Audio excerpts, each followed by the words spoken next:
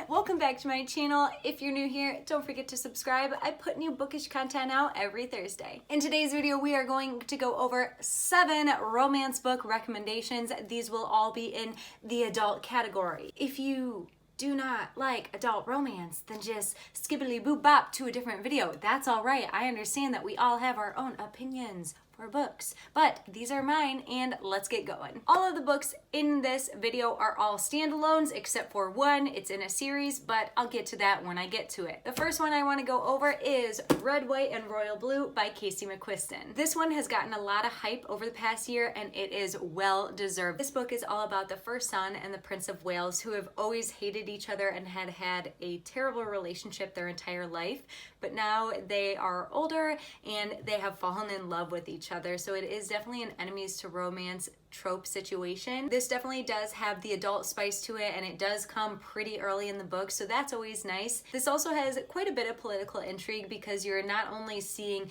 their relationship blossom, but you're also seeing how they're having to deal with it in such a public manner. So I just love this. There is very cute parts. There are parts that will make you laugh. There are parts that will make you cry, and there will parts that will make you steamy. So it has everything. If you haven't read this already, I definitely recommend this. It is so good. After that, I recommend The Hating Game by Sally Thorne. It's all about an office romance. It is another enemies to lovers trope. If you haven't known that already, I love that kind of trope. An office romance ticks another box for me. This is all about 2 assistants that have the opportunity to become higher up in the company, but there's only one position. So they're both interviewing for the same position and end up falling in love in the process. Not only are you seeing that side of their relationship, but they're also struggling with, okay, now they're competing with each other in this role for the job. This book definitely has a lot of spice factor to it, and again is one that could easily be a rom-com, and I think there is a movie coming out about this here shortly, so I would definitely pick this up before the movie comes out because it'll make you laugh, it'll make you be all cutesy patootsy, and it'll also be a little steamy for you as well. Cutesy patootsy. That's the first and last time I'm ever saying that. Jesus. Following that, I do have 2 books that are in the same series, but they're not like books you need to read the first one to read the second one. You can read them out of order. You can only read one. You don't have to read it. I don't know. It just doesn't, I don't know. Anyway, it's the Beautiful Bastard series. So in this is Beautiful Bastard and Beautiful Stranger. There is more. I haven't read Beautiful Player yet, but that is next on my list. I've learned anything by Christina Lauren I absolutely love. I'm about to sneeze here.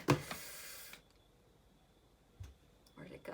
These are perfect and quick and easy reads, and they definitely get to the action a lot sooner than any of the previous ones that I have brought up. The first one is definitely following the tropes of office romance and enemies to lovers. We're following our main characters, Bennett and Chloe. Chloe is Bennett's intern, and Bennett is just a dick of a boss. But it turns out that they start having feelings for each other, and it kind of shows both in the office and with out of the office. So this is a great read, and you kind of follow them as their career moves on.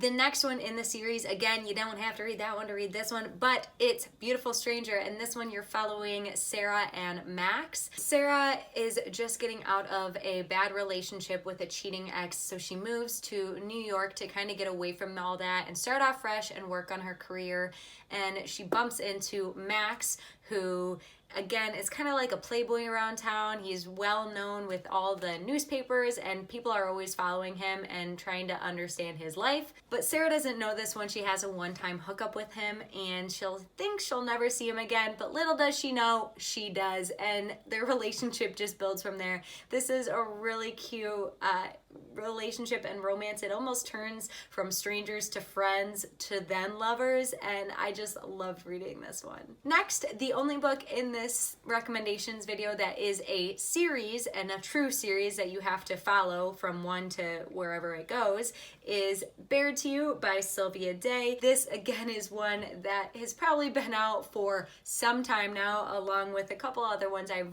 listed, but I just got around to reading it and I have loved it so far. While this has kind of the same plot as 50 Shades of Grey, the twists in here are much different, and the demons that the characters faces are much different. So it gives a fresh new look on 50 Shades of Grey, and it's been an enjoying read so far and a cute relationship to keep up on. The last two books in here aren't as spicy as the previous 5 I just went over, but I still think that they are worth a mention because I absolutely loved the romances in them. The first one being The Night Circus by Erin Morgenstern. This is one that I have read earlier this year, and it is just a world that not only did I fall in love with the magic building and the world itself of the Night Circus, but I fell in love with the characters as well. This is all about 2 magicians that are going head to head in a battle that is in a circus, and it's kind of to the death, but the 2 magicians end up falling in love, but they don't know who each other is. It's really interesting in the fact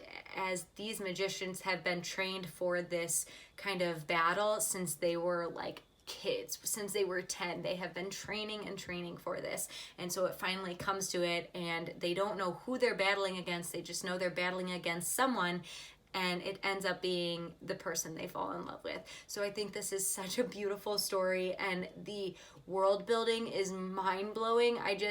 I want to reread this one here soon because it just gives me all the magical feels. And the last book that I have to recommend is The Lovely War by Julie Berry. It's a great book, and I recommend listening to this in an audiobook. If you haven't already, I just posted audiobook recommendations last week, and this was in it, but I wanted to put it in this video as well, just in case you haven't seen that. In this book, we are following the Greek gods Aphrodite, Hephaestus, Ares, Apollo, Hades, and they are narrating the events of World War I and kind of answering the age-old question of why do love and war always seem to be drawn together at all times. It's a story definitely of love and loss, and there's parts that are gonna break you and parts that you're gonna be crying because it's so cute, and it's just an awesome story, and one that if you love historical fiction, I 100% recommend reading or listening to. Alright, so that is it for today's video of my romance recs, but if you want more, just give this video a thumbs up so I know. In the meantime, I hope you guys are staying healthy out there and reading a lot, and I'll see you in my next video, okay? Bye!